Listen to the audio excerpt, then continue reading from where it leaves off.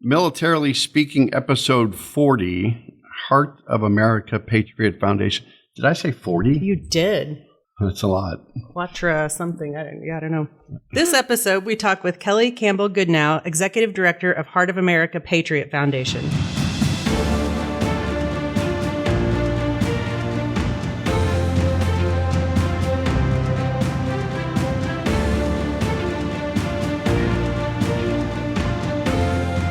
Welcome to Militarily Speaking, brought to you by Armed Forces Bank. This is Tom McLean, Jodi Vickery. It's almost like it was one name, right? Tom McLean, Jodi Vickery. Well, you know, like Ben Affleck and like Benifer. We should come up with one of those. All right. So we'll call it... Don't do it on the fly. Tom Curry? I shouldn't do it. I'm the Regional Military Executive for Armed Forces Bank. Jodi's the Executive Vice President, Director of Military Consumer Lending. And anything that gets thrown her way, she graciously accepts. Yes, I just pick up scraps. Right. Yeah. So again, welcome to our show. We're really excited to have our audience listening and learning about our guest, Kelli, with Heart of America Patriot Foundation. If you'll bear with me, Kelli, I want to share with our audience a little bit about you, because I think that's important for them to know your background. As the Executive Director of the Heart of America Patriot Foundation, Kelli Campbell-Goodnow passes on the hope her own family was given and honors the legacy of her late husband and all those who serve our nation. Kelli grew up in Bryan, College Station, Texas, where she met Sean Campbell when they were both students at Texas A&M University. They married in 2000, and Sean entered the Marine Corps. They lived in Texas, Virginia, Florida, North Carolina, and Hawaii. Sounds like there's a military connection. Sounds like a military family over the next 15 years, adding 4 children to their family. On January 14th, 2016, Major Campbell and 11 fellow Marines lost their lives when their helicopters collided over the north shore of Oahu. Kelli, Tristan, Kenna, Kate, and Donovan faced the daunting task of starting a whole new life. Educational scholarships allowed Kelli to enroll her previously homeschooled children at a small school in Kansas City, yes, which was a source of help and hope as they navigated loss and change. Kelli's journey through military service and grief is one she will tell you she has never walked alone. She shares her story because the light shines in the darkness, and the darkness has not overcome it. And that would be a reference to John 1:5. In 2020, Kelli married Michael Goodnow and gained a bonus daughter, Avery. Kelli is currently working towards an executive MBA degree from the Hellsberg School of Management at Rockhurst University. The Campbell-Goodnow household is full of kids, dogs, and laughter, and they love calling Kansas City home. Well, Kansas City is lucky to have you, for sure. It's an honor to have you on our show and to share your story. And let's just start. Can you just give our audience an overview, background on the Heart of America Patriot Foundation and set us up? Yeah. Hi. Well, thanks for having me. Heart of America Patriot Foundation. Yes, we are a nonprofit based here in Kansas City, providing scholarships for the spouses and children of 100% disabled and deceased service members. So we do that in partnership with colleges and universities, and our scholarships support those students who demonstrate unmet financial need. So these particular spouses and children, these dependents, qualify for a benefit called Dependents Education Assistance from the VA, DEA, also commonly known as Chapter 35. And that benefit it's outdated and it's not enough. It just doesn't cover the full cost of education. So this particular segment of the military population struggles with the financial burden of education. And so we step in, and by doing that in partnership with the schools, we really bring in a community of support for those students on their campus in person that helps them to succeed and meet their goals. So it is an honor for me to do that as someone that knows what a difference education makes. Yeah. Well, and it's no doubt that the DEA program probably does fall short. I just took my son and dropped him off at his first year of school, and it is not an inexpensive endeavor at this point in time. That's for sure. Yes, same. My oldest is a freshman in college this year, and it was eye-opening to walk the process and get him in school. And as a Gold Star son, as the son of a fallen Marine, he qualifies for a different benefit called Chapter 33. And that's what's often misunderstood, that there's different benefits. And so, we have 100% disabled veterans coming home who do not get that same benefit. And it's not, the disparity is enormous. But just walking through that process with my son and finding out how hard it is and just there's just so much to do and figure out and file and it's hard. And so we really, I feel like, have landed on a program that brings the best kind of support, because our students are able to to go through the process in person at their school with their own scholarship office. And I love that. I love knowing that they have support there, boots on the ground at their school. Yep, it makes a huge difference. You mentioned your son, right? He's at the University of Temple in Tokyo. Is that That's right? right. That's right. Yes. And I saw when I was at the event 9 days ago, and it was an awesome event. It's probably one of the best golf tournaments I've ever attended, charitably related. Thank you. Because of the opening ceremony in particular, and that, whether it's 35 minutes, 45 minutes, or 5 minutes, it was compelling and it was meaningful. So I appreciate that opening ceremony when, the fact that golfers from the partner schools came on stage. I think Al might have done something impromptu. That was Al at the podium, right? Right. Al, and that is all credit to Al. Al Gorthy, our board president, has done that ceremony for years, and just it's a big deal because it's not just a quick check the box opening ceremony for golf. It really is the program for the day. And it's our goal that day to honor veterans there in person, to be able to bring out our schools. Like you said, we had 30 school partner flags flying. And so to be able to bring them down and just really demonstrate what this collaboration looks like, it was moving. And then to have each branch of service have people that represented those branches come up and then play the song for each of those. That was kind of cool too. Really cool. And even that excerpt you read from your son, that was pretty heartwarming. And I know it means a lot to you too with your kids and the success of the foundation over the past couple of years. Just to see the numbers go the way they are, trajectory wise, that was pretty amazing to see that and hear that. And I know you've been there 6 months, so you're probably proud of the progress that you're seeing on a daily basis. And we should say the number of schools is probably a pretty fluid number that you keep growing, right? Yes. So a little history. Heart of America Patriot Foundation was founded in 2012. And for about 7 years, they held that golf tournament every year, did this beautiful ceremony, and all the money would go to various local veteran supporting charities. So they supported a lot of things. In 2020, they decided to make a shift and really find, what is a big need that nobody else is meeting, that we can meet with these funds and really focus on that one thing. They landed on the DEA student financial burden. And so that year they shifted to giving all funds to 5 partner schools who match our money. That's part of the agreement. The schools have to match the money, and then they award scholarships to those DEA students that they determined to have high financial need. So we started with 5 that year. The next year we had 12. The next year it was 23.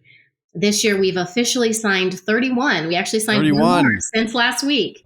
Fayetteville State, an HBCU in North Carolina with an incredible military supportive program, they came on board this week, and we have more lined up. So we are officially at 31. We'd like to hit 40 this year, which is, again, doubling again from last year, and would require $1 million from us. The schools would match it for a $2 million scholarship impact. So it's incredible because as we double, schools match it, that doubles. And so the multiplication has been amazing. And I am beyond thrilled to be a part of it now. I can talk about it and build up the board. Al and his team that really built this program, they landed on something so unique and powerful. It's a joy for me now to get to share it and add to those school numbers. That's awesome. And it's an impressive list of schools too. I know. And the concentration is primarily in the Midwest, right? But you're going to continue to branch out throughout the country. So that's cool. Yeah. So we started in the Midwest just organically based here. They originally started with some of the schools they had already been working with in the early years. Johnson County Community College, Park University, UNPC. So those were the original schools here. And as it grew, just word of mouth, expanded to 7 states. We're up to North Dakota, Tennessee, Oklahoma. This year, seeing how the schools really caught on, the program caught on, it was no longer a matter of having to convince the schools this is a good program.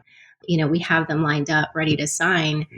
So the board kind of looked at the map and said, we need to be more intentional. I wish we could sign every school that wants to do this. I wish we had those funds. But to be more intentional, we looked at where are our DEA students. And obviously, if you think about, looking at the VA numbers, we know the highest number are in Texas, North Carolina, Virginia, states that have our major military installations, obviously. So we started focusing on those states and then focusing, looking for schools in those states that were military friendly, that have really strong military and veterans programs in place. Because we are asking the schools to sponsor, we're asking or to partner, to have skin in the game and really promote the program and find those students that need our help. So it's just a really neat, personal, collaborative program. I love it. Agreed. Were you going to say something? I was, but go ahead. No, because I'm gonna follow the script. You always go off script. Yeah, that's my MO, I'm sure.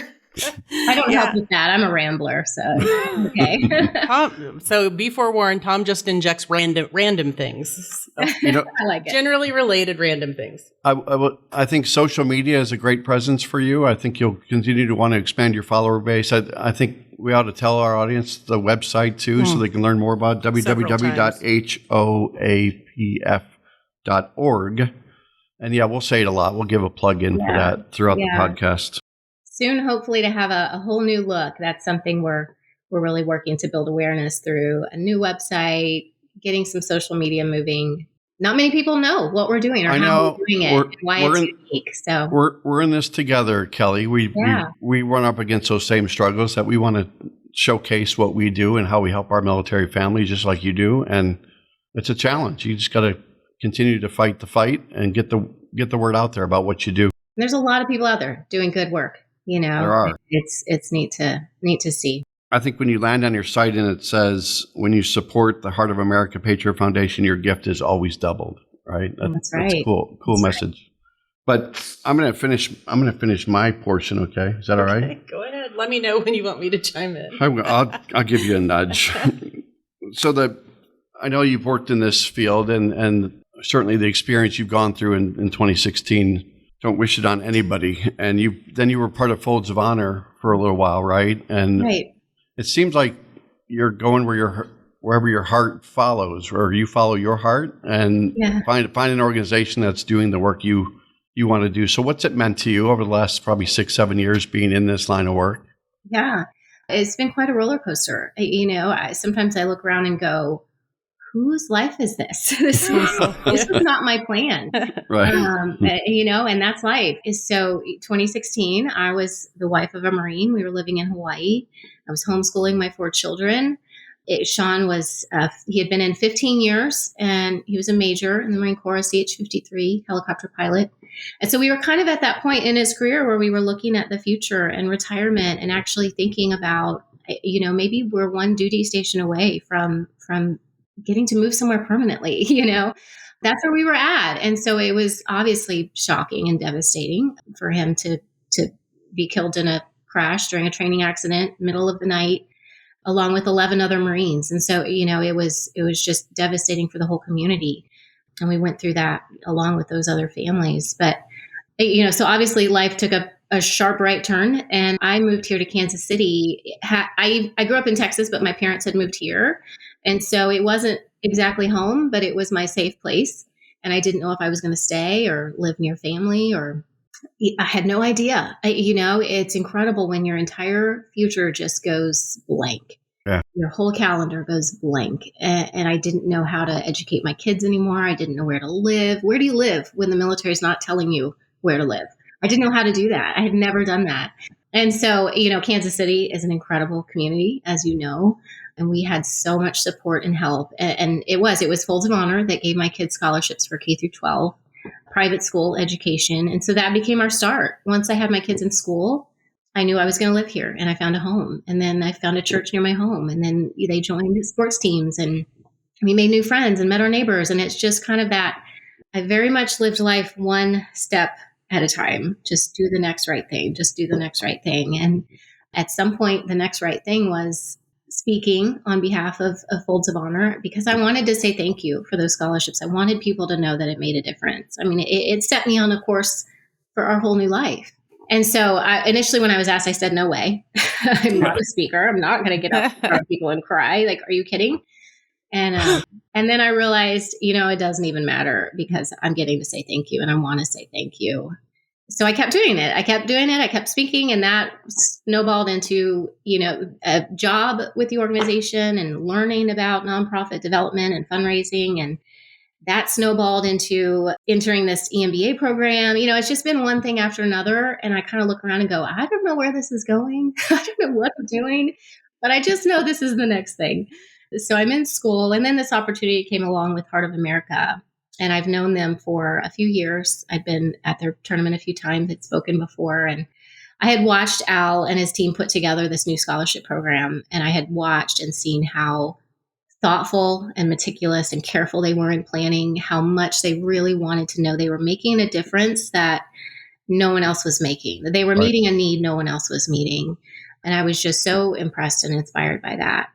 And then being in that position, it was kind of a perfect storm of timing. I was in school myself as a remarried widow. I don't have VA education benefits anymore. So I know what that burden feels like. I was putting my son in school. So I'm navigating the complication of the benefits, which is not something to complain about. He has benefits and scholarships that we're so grateful for. It's not an easy process to actually use them.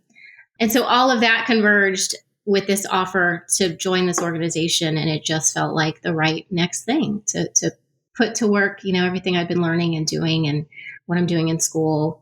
And I get it. I saw that need and I see that need that for my son, it's filled. For other students, it's not. And that feels unfair. And I want to do what I can to help. Very nice. You certainly weren't a rookie speaker. It's almost like you're in charge of Toastmasters Club around the world. I don't know about that. No, I'm counting on your editing, right? So right. Well, we only edit Tom out. We only edit Jodi. Yep. I told you I'm a rambler.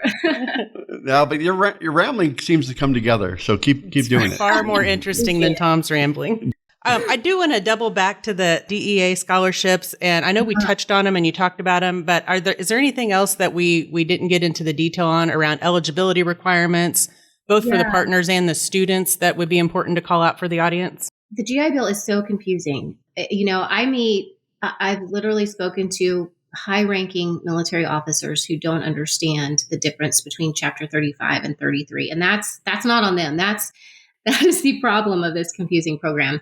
So dependents education assistance is for the spouses and children of 100% disabled veterans. And most people assume that those dependents would qualify for the Fry Scholarship, Chapter 33, the post 9/11 GI Bill is what it's called. But that post 9/11 GI Bill raised DEA by $200. It's just a monthly stipend that they can use for whatever, tuition fees, housing, books, transportation, childcare, all of that is supposed to fit within this max $1,400 stipend. So DEA was raised $200 by the post 9/11 GI Bill. Not enough. We all know, the cost of education has gone up. And that's the only change that's been made to it since Vietnam. And so, I think about, my children, they lost their father in active duty service, and they have this great Fry Scholarship opportunity. I know their education will be covered. I know they're going to be okay. It's manageable. We can do it. And then I see this, this spouse or this child of a 100% disabled veteran who, maybe is not working. So they're also the caregiver in the home. It's a one income family. The majority of these DEA students, according to the VA, are under $50,000 a year income families. And so we know that our scholarships are going to students that are filing their FAFSA that exhibit high need, which we're basing on the same criteria that the school uses as far as the expected family income, the EFC number. We know that the majority is low income. We know because we have personal testimonies that many of them would have dropped out without our scholarship. They would have struggled to make the grades they need. They would not complete their education. So again, I'm rambling, but DEA, it's just a different benefit. And it is, TAPS does a lot of advocacy work for military families. As you know, next week I'm going to DC to advocate for the Love Lives On Act. I know you met with Bonnie Carroll in the past and talked about that. So I'll be there with them because I want to learn that process. I want to meet people and I want to know how that works, because next on the list is reform for Chapter 35. And I have 30 plus schools partnering with me in this program that know the need, that see the insufficiency of this benefit, and we can give them a voice. Together we have this voice to say, yes, this change is needed. And so I see that coming down the road. I hope that we will be able to help push through changes and increase this benefit for the families. But it's amazing to me to realize how little understanding there is about the GI Bill and what is really provided for our families of 100% disabled and deceased veterans. It includes those who have died of a service-connected disability or illness after their service. Yeah, I see a lot of DC work in your future too. I know the lobbying side of the house it's always challenging. It takes a lot of time, but if you rally around the right organizations like TAPS and others that are fighting that fight, then it'll be worth it. It'll be worth it in the end. Yeah. Again, something I said I'd never do, like speaking, Right. But when you live it and you get it, you kind of can't help it. It would be wrong of me not to step in knowing I have something to say. Just for the record, you've done your homework on us a little bit on our podcast. You know that some of our guests that have been on the podcast? I do, quite a few. It's a small world. It's a small community, supporting military families. When I see one of the sponsors at the golf tournament, Gary Sinise Foundation, I'm like, oh, remember Jim Ravella? Jim is a good friend. He and his wife, Lieutenant Dan Band? Yeah, and all that good stuff. Yeah. Yes. So Gary Sinise Foundation actually joined us this year. They moved their operation out to Nashville. Right. So they partnered with us and provided funds for two of our Tennessee schools, Middle Tennessee State University and Tennessee State University. And so they're providing part of that matching scholarship fund. One brick at a time, they say. So some interesting stats that I saw on social media, right? The VA reported 1.1 million 100% disabled military veterans in the U.S. Correct me if I'm wrong, because you're the expert. Right. And then there were a couple others. Right around 183,000 spouses and children received DEA benefits, which is about a 10% increase from 2021. And then almost 375,000 global war on terrorism veterans with a 100% disability rating, which is a substantial percentage of veterans. And 25% of all global war on terrorism veterans have 100% disability. And that number is going up because of the passing of the PACT Act just last year. So, for those that know, this legislation that passed in order to cover the illnesses, we're seeing cancers and toxic exposure issues coming out of the war that were not covered before. Many don't realize that, spouses whose spouse died of a cancer related to that exposure did not receive benefits. And that is changing. And so thanks to the PACT Act, they now have benefits, but that means that we now have, I think we're going to see that 10% increase we saw last year is going to be even higher this year due to all these new veterans eligible. I bet. We're actually, there's an event going on at Fort Bliss where we have one of our locations in Texas around the PACT Act. There's something they're doing out there. So I know that's all about the visibility factor of that stuff too. Yeah. Because again, it's not an easy process. And just because that benefit is out there doesn't mean they're receiving it. They have to register. They have to kind of jump through the hoops, like my son and his college scholarships. And so now the work has begun to make sure families know what's available to them. So yeah, we just signed a new school near there, UTSA, University of Texas at San Antonio. Yeah. It was our first Texas school to sign. Do you know it? I do. Yeah. Really great military population there. And obviously with Texas having the most DEA students, we're excited to finally be on the ground. Awesome. Honor veterans, educate their legacy, right? I saw that at the golf tournament. It's probably part of the marching orders and the mission of your organization. And there are there's a lot of, I always talk about this. There's 45,000 nonprofits supporting military around the country. It's tough to get a seat at the table, but whenever I found out more about you, it's such a defined mission that you're doing that's really unique, finite, but you know exactly where you're headed, laser focused that way. But is there something from your perspective that, I don't know, is unique and special that you want to share with the audience that says, you know what, this is why we are doing what we're doing, but it's different from a lot of the other organizations that are looking for support? Right. Definitely. Well, I think first of all, education is a lifelong impact, and it doesn't just impact the student, but their family, their community, their future employment. So education, I just believe is a huge factor in overall family well-being.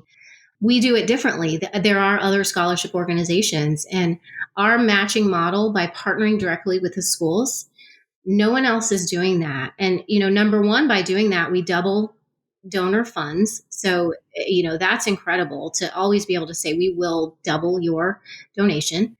The schools also have that ability because they are fundraising to meet that match. And so they are able to go to their donors their alumni and people giving to their side of the match and say the same thing. They have a matching donor. It's allowing them to recruit and retain these DEA students, which is bringing, income and that VA income that they are receiving, that's coming into their community. And so there's positives all around. But I think the key is in that match and in the fact that we don't administer the scholarships at Heart of America Patriot Foundation. We let the schools do it. So we set up that fund. We grant them the money. They match it. And then they administer the award process in their own way. So it might look different from school to school, but we know, 100% that all of their students are going to be DEA Chapter 35. They're going to exhibit high need. They will prioritize high need. And their needs will be met, not just tuition, but it could be that it's the housing fee or the meal plan or a transportation need that's keeping that student from success. Our scholarships can meet that need. And so we know that by having the school on the ground, participating with us, that, the student's true need will be met. And those are the stories we're hearing back. And so now we're working on some data gathering and setting up some new processes to be able to share that story by the numbers. But that's what's unique. And I know that from experience now, having gone through it with my son, he has applied for scholarships that he kind of then becomes the middleman. He has to apply over here to the scholarship organization. Maybe he's approved, and then he has to figure out how to get that to the school. But the organization, wants to be the last check in. If he has two offers, who's going to pay first? This is not this is a good problem to have, but it's a burden. It's an added burden on that student to kind of become the middleman in their care. And we eliminate that by just letting the school award the student using their processes, their people already in place. And the schools love it too. They love that autonomy to know that they're meeting their particular needs at their particular school. And it works. It's working. So cool. Yeah. And I love that there are people on the ground where the students are going to school, because it can be a really intimidating process. Right. And to have somebody that you can be face to face with to ask questions to versus, dialing some 800 number, getting lost in the shuffle or right. It happens, right? So texts are late, you're waiting for it to come and the school's telling you can't go to class because your scholarship hasn't arrived. It is. That's a lot of stress for a young person. Yes, too much. And they're already dealing with so much, obviously. These are all families of disabled or deceased veterans. And, the beautiful thing, too, is that we work directly with mostly foundations, but most of our schools have a really strong military and veterans affairs center of some sort. And so it's bringing those students into that community. It's exposing them to other services available and including their family members. Some of our schools, UTSA and Middle Tennessee, they have Johnson County here in Kansas is an amazing example. They have a wonderful veterans center. And so when they know who those scholarship recipients are, they know how to get in touch with them and bring them in and let them know what else is available. There's a VA rep on site for their family members. So again, we know that impact is trickling out to the whole family, not just the student. Well, I think that's so important. I want to talk about the partners more specifically. So you shared about the growth, which is amazing. We're at 31 schools now, on our way to 40, to double last year's number again. Mm-hmm. So how do people connect you with schools? So if they have an interest in learning more, or their alma mater of something, or their alma mater, or they Yep. serve in some capacity with the university, how do they connect them with you? What do potential partners need to know? What's that process look like? Everything you just said. It's been very organic and word of mouth, personal connections. They reach out directly to us, or some of our school representatives that are really passionate, they will reach out to people they know at other schools. But we literally, one by one, we meet with these schools. We have a Zoom meeting or in person if they're here in town. We sit down, explain the program, find out how many DEA students are in their school. Number one, is there a need? And we have schools that range, Rockhurst University joined us this year.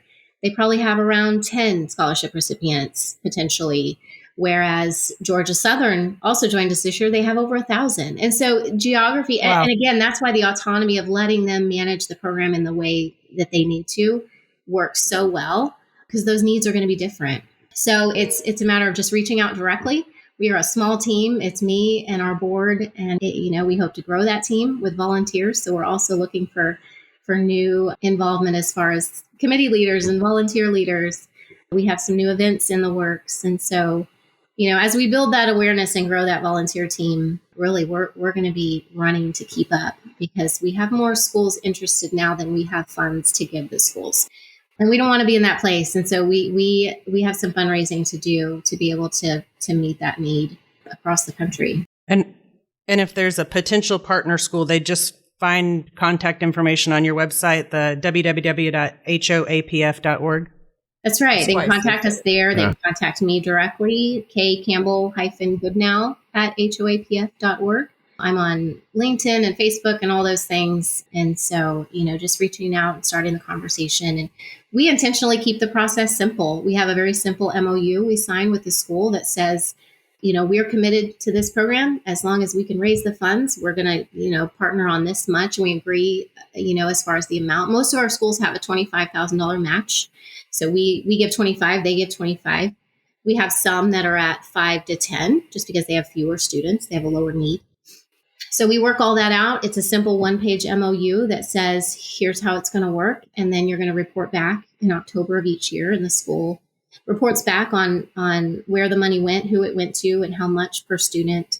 And that's what we're expanding a little bit as far as that data tracking, so that we can start to tell kind of the bigger story, especially what's happening to these students after graduation, and pulling them into a community where we can really tell the impact stories beyond the check. You mentioned volunteerism. I am going off script again, but are you looking for volunteers more right around us here in the Kansas City area? Right now in the immediate area, I love that we have this community of schools. And so something else we're going to be working towards this year, this is very preliminary, but forming an intern program.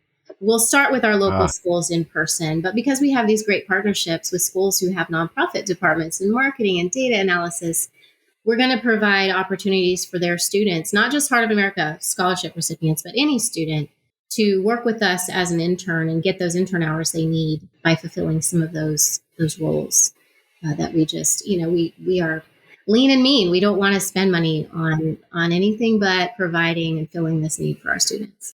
I should call it HOPEVA, right? Is it HOPEVA? No, it's not an acronym that is easy. It's not it's a little bumbly. No, I had to stare at it to read it correctly. Focused. All right, so I'm kind of a quote guy, right? Another one of my messages: every veteran wrote a blank check to the people of the United States for an amount up to and including their life. Mm-hmm. I don't know. I'm going to start stealing some of these things and calling them my own. Jodi, is that okay? No, it's not. Is that? I'm sure that message every time I say it, or you hear it, or you read it, does it mean something to you? Oh yeah. Obviously, I can remember my late husband, before we got married.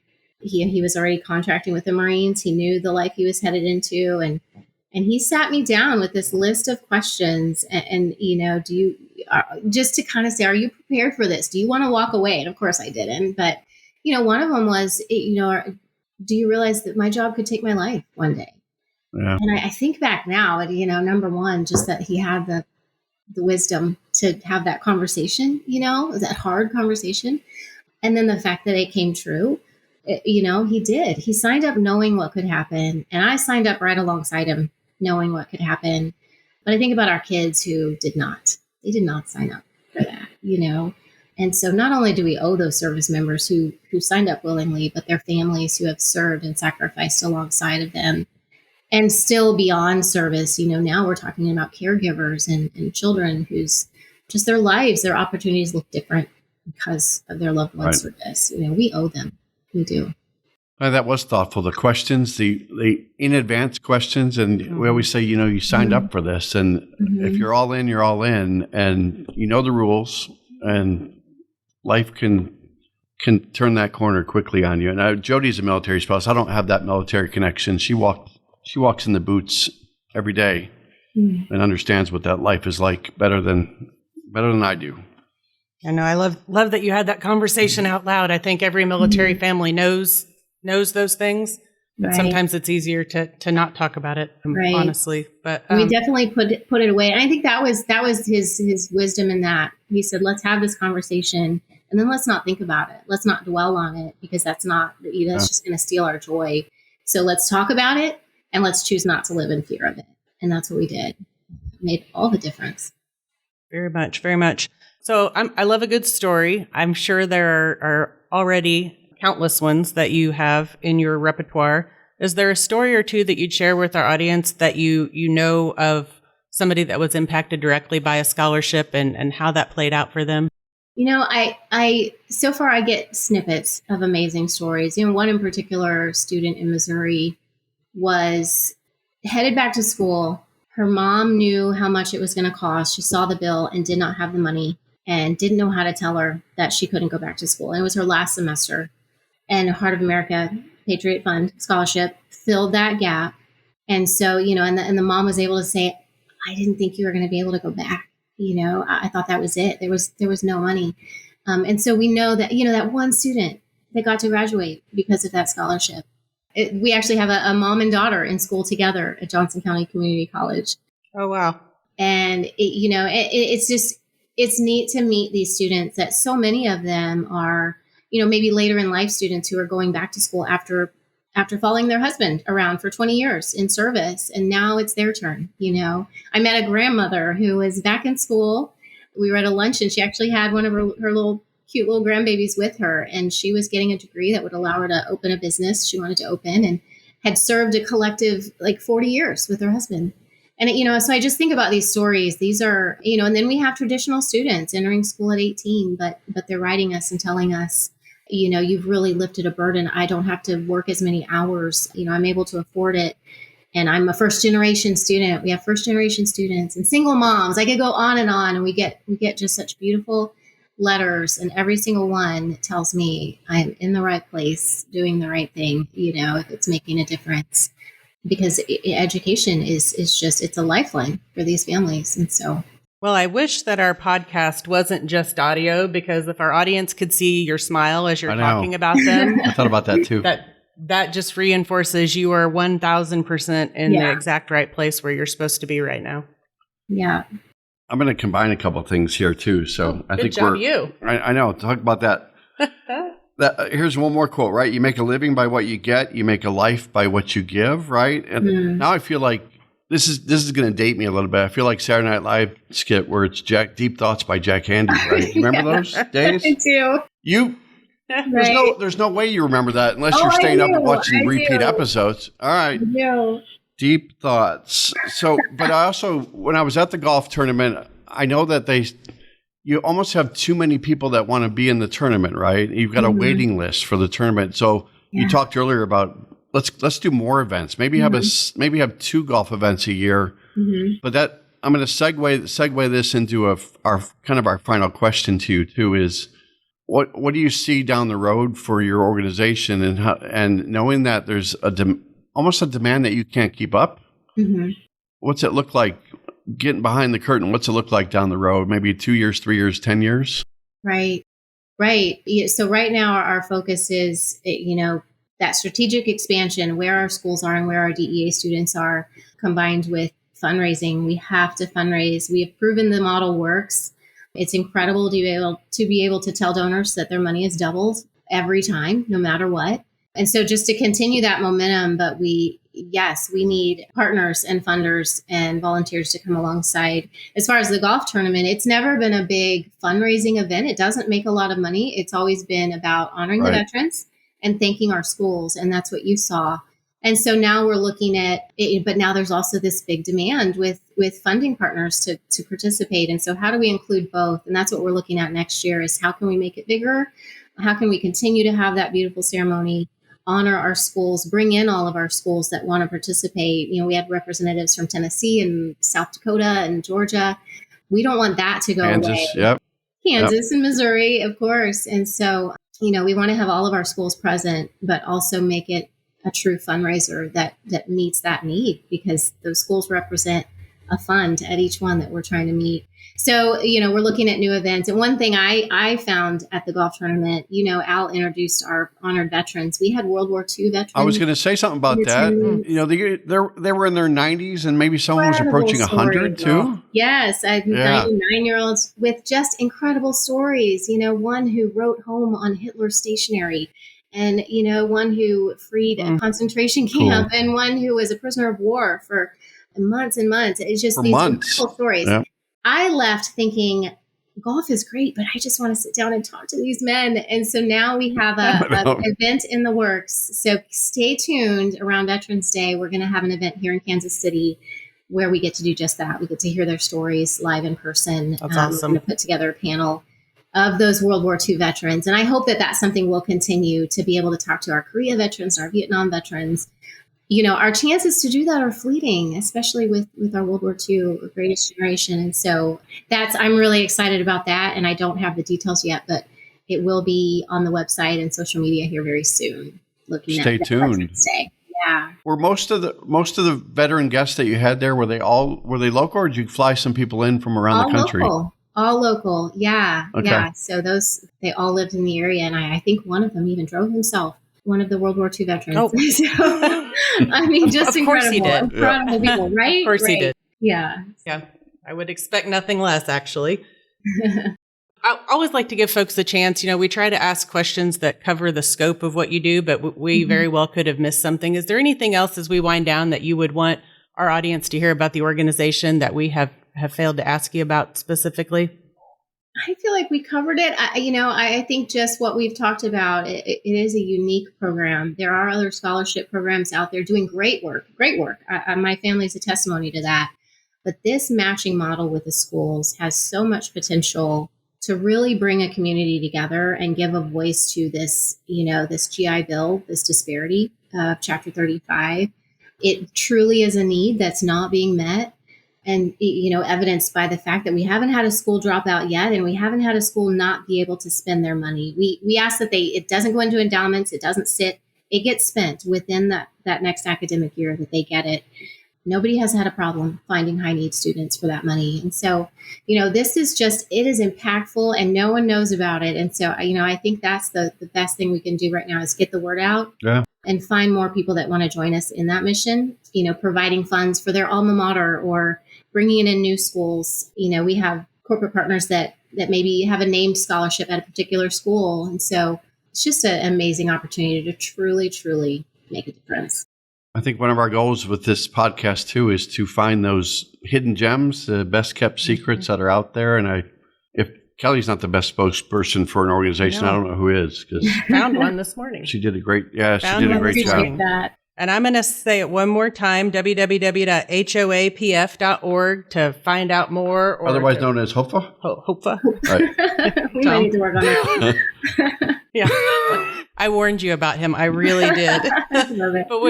But we're grateful for your time this morning. We'd ask you to hang out with us for just one more. She might know this answer because she's so embedded in the school system. I'm pretty sure she does know the answer. Mm-hmm. The one from last time. The one from last time, because it was months and months ago that we did a podcast recording. So we're going to play Military Minute. And our question to our audience last week was connected to John Broda from Afen. And we asked, what are the first names of the founders of Johnson and Wales University? Oh, and you don't have to know. Are you Googling it? No, she's not. Have to. Remember you said it'd be nice to have our audience see her face. Did you see her face? Yeah. I have no idea what the answer is. Maybe reaching for the keyboard to Google it. Well, the answer for our audience members, if you answered Gertrude and Mary and you put that in that order on our post, well, I don't know if it had to be in that. Well, it had to be in that order. That wasn't part of the rules. But if you answered Gertrude and Mary or Mary and Gertrude, watch for your name to be selected to win a $50 gift card for yourself and $50 for a charity of your choice. And then for this week's Military Minute, I know you know this one, Kelly, so you totally can't answer. And you heard it during our podcast at least twice today. Which means if they don't remember it, they'd have to go back and listen to it. They'd have to listen to it again, which is not a bad thing. So how many partner schools currently support Heart of America Patriot Foundation? If you know the answer, watch for the podcast to drop your answer in the comments. And anybody that answered correctly, you'll also be entered in a drawing to win a $50 gift card for yourself and $50 for a charity of your choice. Good stuff. You know what that charity of choice is going to be, right? I think it's going to be HOPFA. I was going to say the whole name, Heart of America Patriot Foundation. I think we've done the website enough, right? Yes. People just go see what they are all about, because it's been a real honor and privilege to talk to you as a patriot. So I appreciate you, Kelly. And if you enjoyed today's episode, go out to afbank.com, Subscribe to the show and make sure you rate us. Leave us a comment on your favorite podcast platforms such as Apple Podcasts or Spotify and YouTube. Well, it was a pleasure and a treat to meet you and hear all about your organization, and we're thankful for your time today. Oh, likewise. Thank you so much.